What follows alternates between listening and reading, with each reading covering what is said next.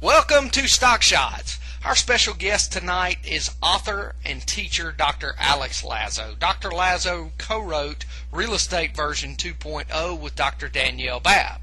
For the full version of this video, please go to our website, www.stockshotz.tv. That's www.stockshotz.tv. Thank you for listening. We're here tonight with Dr. Alex Lazo. Dr. Lazo, thank you for taking time to be with us on Stock Shotz. Thank you for having me, James. We'd like to start the show by asking you to tell us a little bit about the book that you co-authored with Dr. Danielle Babb, Real Estate Version 2.0. Yeah, it's a book, again, as you mentioned, that I wrote with Dr. Danny Babb, who has significant experience in real estate, both as a real estate professional and as an investor. I've been doing a lot of real estate investing for many years. Both her and I had the sentiment that really there are a lot of, and also let me add that we're both technology professionals and that we've worked in IT for many years as well. So because of our backgrounds and because of our interest in real estate, we both felt that there were a lot of tools out there on the web with the blogs and the so forth that really agents should be taking advantage of, especially with the way that the market was heading. That real estate agents really needed to do all they could to kind of give themselves a little bump or a little edge. And our book was really showing them how to do that, which tools are available to them, how they can be used, and so forth. And we've had a generally positive feedback on it. Yeah, you know, we've talked on the show many times. There's so much technology out there now that no matter what business you're in, you need a summary to kind of help you know where you can go and harness some of that technology. I know every time that my kids come up with a new program, I'm like, I didn't realize that the computers would do that yet. So that's great that you've provided that kind of tool for real estate professionals. Yeah. Let me ask you one question. Which markets do you think will rebound first, and are we at the bottom of the cycle?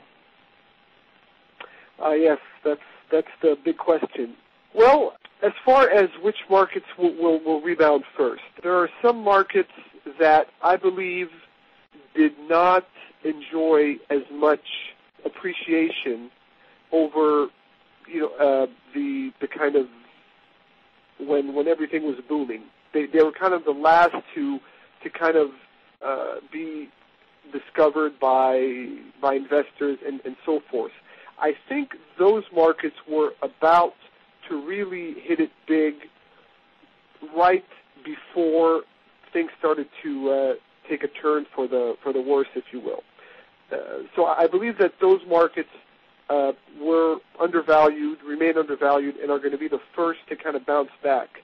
I'm talking about Houston, Austin, Charlotte, Indianapolis. Those are examples of markets that really never, where home prices never really got out of control. And again, I do believe that they're going to be the first to kind of turn around. Where we are in terms of, this whole downward cycle, it depends, first of all, if you're referring to, when are things going to start turning around, when are prices going to start to go back up, or whether you're just referring to, when are prices going to stop going down, and because there definitely is going to be a plateau effect. If we're talking about just, when are we going to reach a point of stability, I believe the worst is behind us. Maybe by the end of 2009, we'll definitely reach a point of stability. It's going to plateau for a little while, and then maybe in 2010 sometime we'll start to see prices go back up. So we're still relatively a little ways away, but again, I think the worst is behind us. Well, that's good news because, we've heard a lot of things from the mainstream media, and it's just almost a doomsday effect that they're putting out there, and that kind of leads me into my next question. It's as far as this cycle, and we've heard a lot of chatter from a lot of the mainstream media about this being a much more protracted cycle because of the subprime effect and the fact that people were being able to borrow money without showing proof of income. Do you see this cycle as being fundamentally different than past housing cycles that we've had? Well, it's different in terms of the sheer numbers.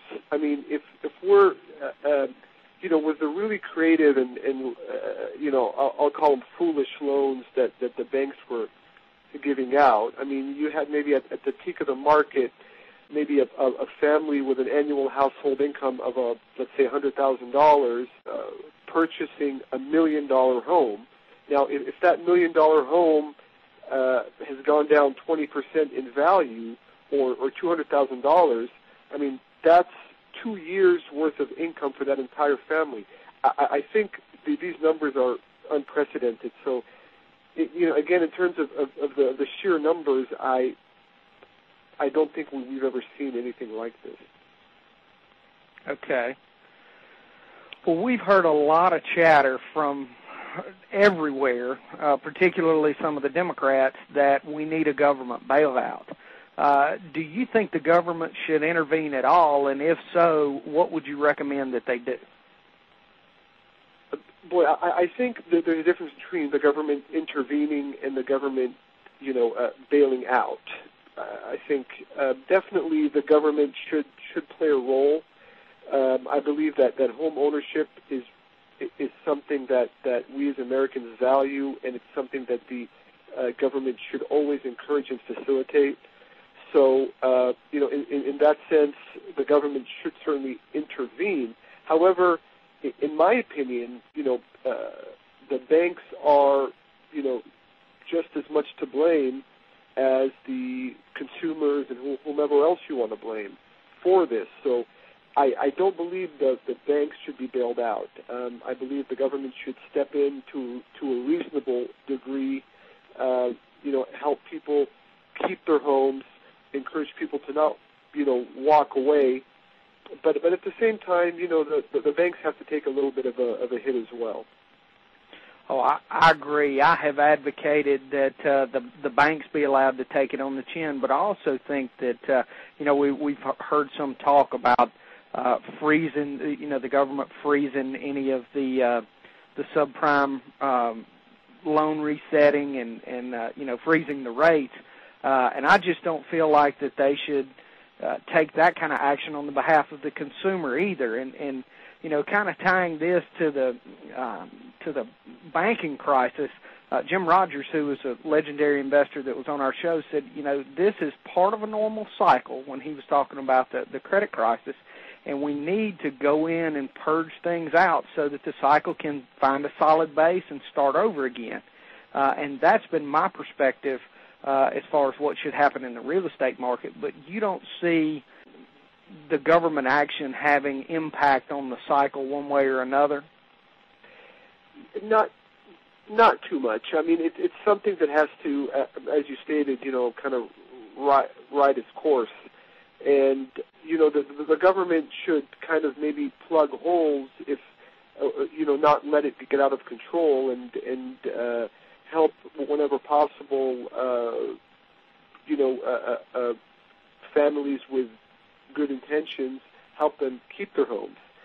But, I don't believe that there's really much the government can do or really should do to step in. I mean, we have a capitalistic system, and we definitely don't want to undermine it. We have to take the good with the bad. Right now we're going through kind of a little bit of a negative kind of downturn, but I think if we're all patient and if we all do the right thing and if we all believe in our system, I think it's just a matter of time before things start to turn around, and this would just be a bad memory.